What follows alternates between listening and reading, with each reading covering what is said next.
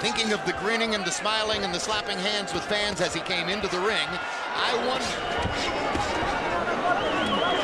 to get the jab going. If he doesn't think there's a good uppercut. He's at least in some danger, then he doesn't know what's going on.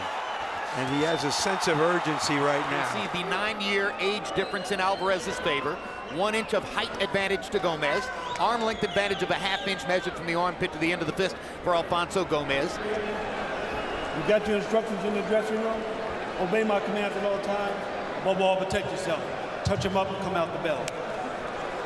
Then Alvarez will have the taste of defeat. You're gonna taste it. And unlike some fighters, Emmanuel, he will throw in combinations. He's a very good all-around boxer. I mean, I've looked at his boxing techniques. Gomez looks like he has a real plan. Already 37-0-1 at age 21. Well, but with and when you look at that body, I think they've made a very intelligent decision as a group. Well, I like the fact that Canelo fights off Mexican fighters. Not at all unusual welterweight championship. This kid is not a welterweight. He's a junior welterweight. Was about 40-some fights already. I mean, he's been fighting often. And evidently wasn't big purses. And also, I like the fact in their mid-teens. Remember Marco Antonio Barrera. He still uses a jab. He controls the distance. And he does a variety of things. He'll step back on a punch. He'll block. The jab to set up much. He's trying to here. They're chanting Canelo, Canelo. Incidentally, that's good. Emmanuel, the answer is 38 fights already. Plenty of them. Now Canelo starts to get the jab going. And down goes Alfonso Gomez on a left hook. Short. Quick, short left hook. Great punch. So much of the plans of what does it do to you when you get knocked down by a jab? It was almost a freak knockdown, but for that, Gomez would be up by 2 rounds. Tarver knocked him under the ropes with a straight left-hand shot. His right hand was by the side of his face. Actually, the punch that Tarver knocked, he started off with a looping left hand, and Roy put his hand to the body.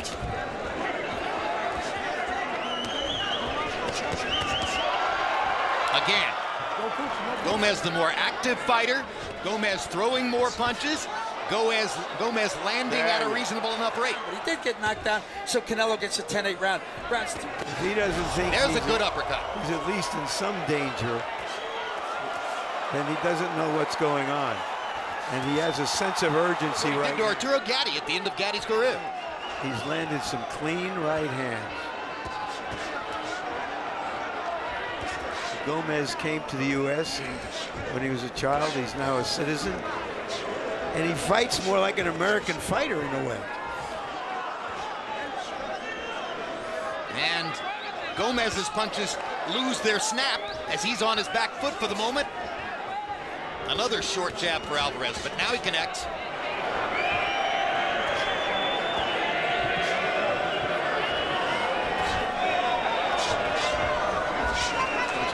All to the outside.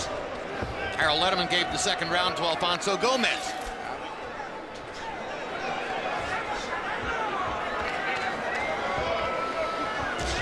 Is unusual in prize fights. In other words, if you hadn't been knocked down by that time. Yeah. He hasn't found a way to effectively get to Gomez. Good right hand by Gomez. One thing, his volume of punches is too low. Meaning Alvarez. Well, clearly he has done his homework.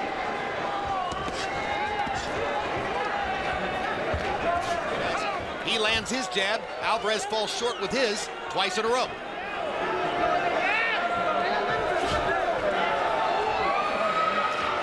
By staying low. Now look how low he stays and landing really well to the body. Larry, to answer your question about the cup, the inspector in the dressing room is supposed to make sure that the fighter's cup, the top of the cup, is even with the belly. Alvarez clearly believes he's the stronger fighter as he stands against the ropes and invites Gomez in.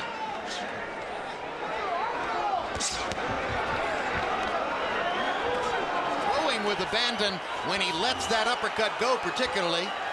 But some of these are wide shots. That's what he's really virtually been virtually. Which he is. Crazy he is. Top of the belt.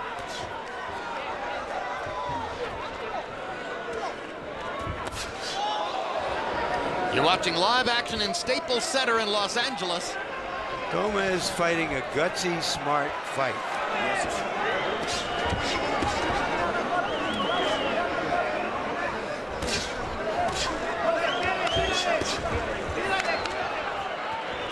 Good body shot by Gomez there. We surmise that he likes Cortez as a referee and is surely pleased with his assignment. Thinking of the grinning and the smiling and the slapping hands with fans as he came into the ring, I wonder if he has a cold focus tonight. Now he starts to behave more aggressively. I mean, Oscar De La Hoya was knocked down twice in his first 7 or 8 fights. Hector didn't do his job. Correct. Alvarez is mixing in uppercuts in this round. Looks as though he's decided that he can get up the middle by coming. And Gomez seems to think, I can handle the power. I can take some chances. That Canelo Alvarez ended the first round by knocking Gomez down. Harold Letterman sees Gomez having won the 3 ensuing rounds and taking the lead in the fight.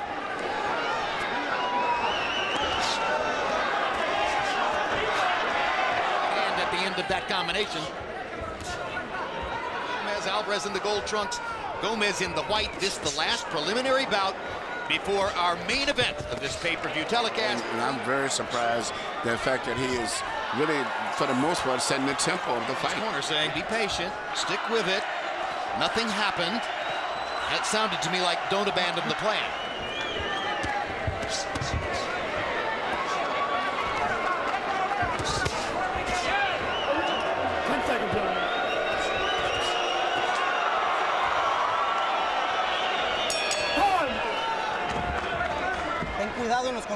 Be careful with those counter punches because you're going a little bit crazy and he can catch you. Throw the jab, throw the jab, throw the jab, jab, back, jab, jab, jab. We're in the 6th. Let's go back to Los Angeles. Round 5 between Canelo Alvarez and Alfonso Gomez. The crowd virtually all for Alvarez, or so it seems, but he hasn't gotten off to the start in the fight they might have hoped for. And you by coming up and under against Gomez. And I think that's what he's going to have to do. Gomez has his legs so far apart that it's...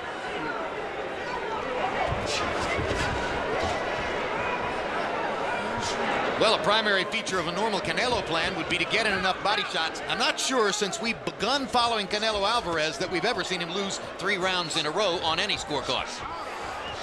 Well, Crowd trying to lift Canelo back into the forefront of the fight. Alvarez has been very sporadic with his jab, Emmanuel. that's what I was just getting ready to say, Jim. That was the first time I saw a jab in about 3 rounds. If he would jab more, would set up things better. But here in Las Vegas, the place from which we're calling the fight on a television monitor. He keeps his right hand too far to his right, and whenever he punches... Well, he has a more active jab than does Alvarez. There's one pointed out to the referee. This is a guy whose fights are going to be rough. Yes, but right now he's got a lot of good defensive skills, but I'm surprised that Gomez at this stage, I'll be honest, he's fighting a much better fight than I expected. Play between Cortez and Mayweather, based on the responses of Floyd Mayweather when he was around Joe Cortez. Rolling punches and waiting on one big knockout punch. In the meantime, he's having a tough fight with Gomez. Gomez may be winning this fight.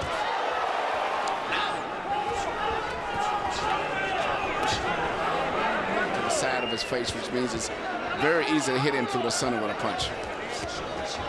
That's what happened. People are going to point to that as a question mark as they get ready to fight Alvarez, because they'll try to build confidence off the fact that an undersized Jose Cotto, not Miguel Cotto, knocked Alvarez down. Away from the first round, he might be up 2 rounds. Well, Harold Letterman gave him the last round as well.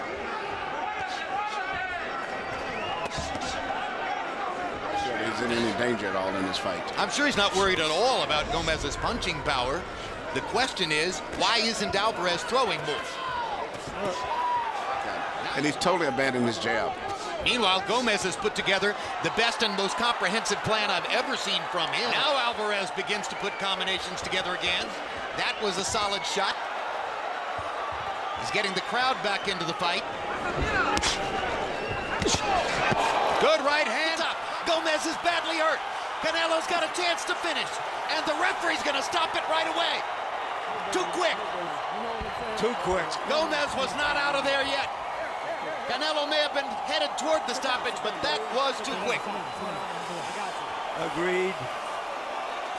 Canelo is the hometown guy, even if he's not from that hometown. 2 minutes, 36 seconds, round number 6. Referee Wayne Hedgebeth calls a halt to the bout for your winner by KO victory and still the undefeated WBC Super Welterweight